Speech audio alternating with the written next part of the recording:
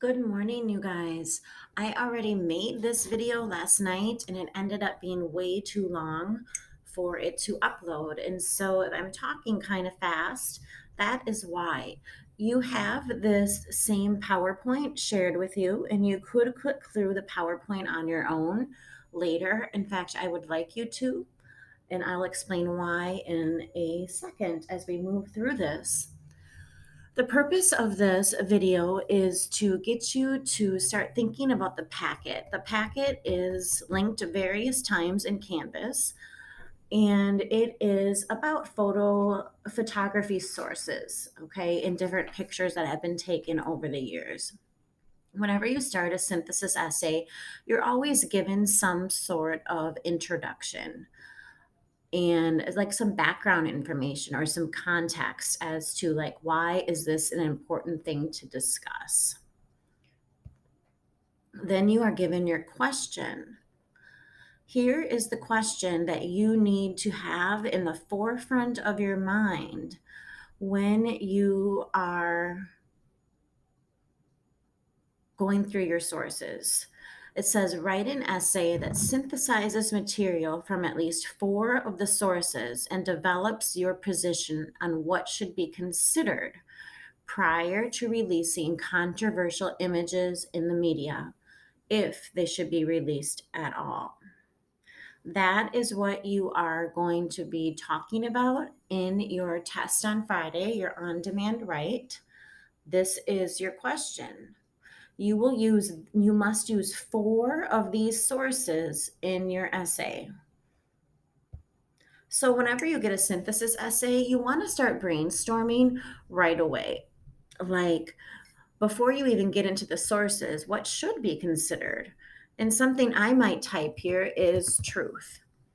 Okay, to what extent do the photos actually show what is real or not? That might be one thing I might want considered if this were my essay. Again, I want to stress what short sources should I use, because I know some of you are thinking about these sources. 4 of these must show up in the essay, but when you are writing a argument essay, any background information you have can and should be used. So you do have the Gladwell podcast, the NPR interview, the Falling Man article, whatever else you know. So maybe a current event or some background information.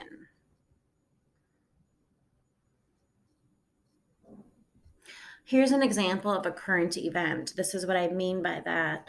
This is a really terrible picture, I know, but it is from last June. And this image was all over newspapers this summer.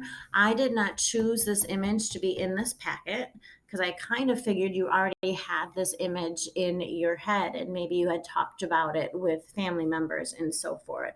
Because, like I said, it was a controversial image of a dad and his daughter crossing the Rio Grande. This is source A. And it is from 1989. It is a picture about a day after a controversial election in Panama when Noriega's man lost. And so Noriega annulled the results of the election. And then people went to the streets and tried to start a revolution. This picture was used as justification by President Bush for why the US should invade Panama. Read the source. I just wanted to quickly go over the sources with you, though. This is source B. You can do with that what you want. There's a few paragraphs written about it. Read it and think how you might use it in your essay. This is source C. Again, it is a war image. This is Vietnam. I think the Eddie Adams quote here is really interesting. Still photographs are the most powerful weapon in the world. Eddie Adams earned the Pulitzer for this. However, read source C. There's a lot in source C that you could use because Eddie Adams ended up wishing he had never published that picture. So read it and find out why. Then we have source D. Source D is titled The Terror of War. Many of you talked about this last week because it was mentioned in the NPR video. This photo is credited with ending the Vietnam War and pulling out American troops. There is this YouTube video here that I can't click on now because then my video will be too long.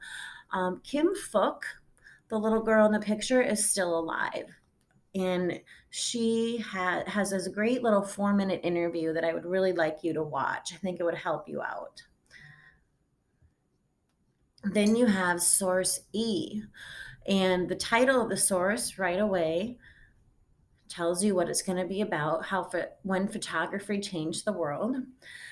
And source E, guys, source E has no pictures. We're moving into our sources that are mostly text now, but it talks about pictures. So I went and I found the pictures it talks about and put them in a PowerPoint for you so you can have that visual as you're reading this text.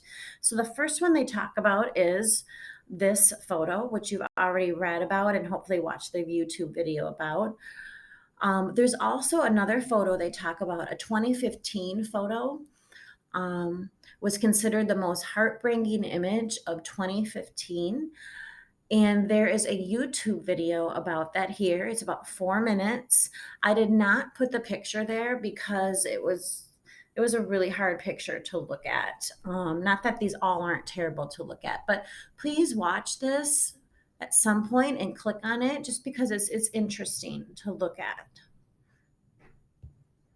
Source E also mentions a gentleman named Matt Black who travels the country documenting poverty. You do not have to click on this website and see his other images. I just gave that to you in case you want to. But Matt Black's images are also mentioned in source E. Stacy Kranitz takes pictures also of people in poverty. She is mentioned in source E. Here is one of her photos, and I thought I wanted to include the caption under the photo because it's important. And she writes, "I sought out stereotypes and photographed them so that I could then offer a counter." You could do something with that. You could think about that. Source F. Source F is all text.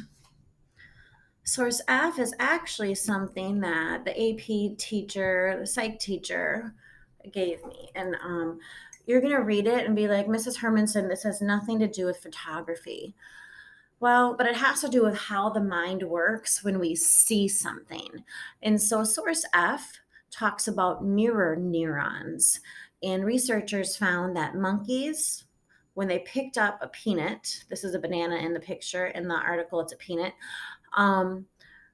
something fired in their brain. And when they watched somebody else pick up a peanut, the same spot fired in the brain, even though they weren't the ones picking up the peanut. And I think you could use that research when you think about the power of images on people around. That is source F. Source G.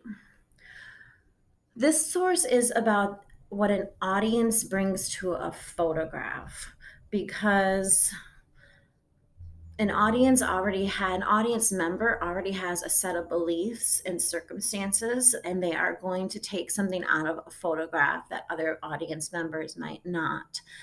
In source G, there is a link to a TED Talk, and the TED Talk is 6 minutes long. I really like the TED Talk because it brings up other images, right? I have 3 images in here about war, and there's other images that have made an impact. This is a situation I remember from when I was a kid. I grew up in the 80s when everybody was afraid of HIV. And when Princess Diana chose to go to orphanages and play with HIV infected children, she actually decreased fear about the HIV virus, which was a really big deal in the 80s. But please consider watching this TED Talk. Source H is more about like the artistry involved in photography and how photographers use light, texture, and motion to draw a viewer's eye to a specific subject. And it's about, like, the choices a photographer makes. In The Falling Man, he had 12 images of that part of that man falling, and he picked that one for aesthetic purposes. Source F is a little bit different because this is an example of staged photography. So read that. It's 2 pictures and then just a very short blurb about why they were considered so controversial. But this is staged photography.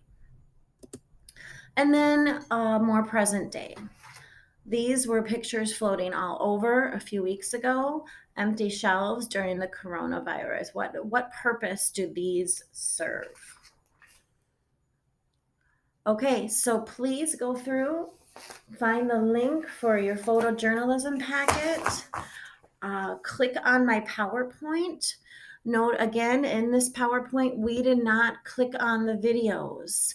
If you don't want to watch the videos, you don't have to. The only one you have to watch is, I'd really like you to watch this 4-minute video of the little girl, Kim Phuc, talking about what this picture means to her so many years later.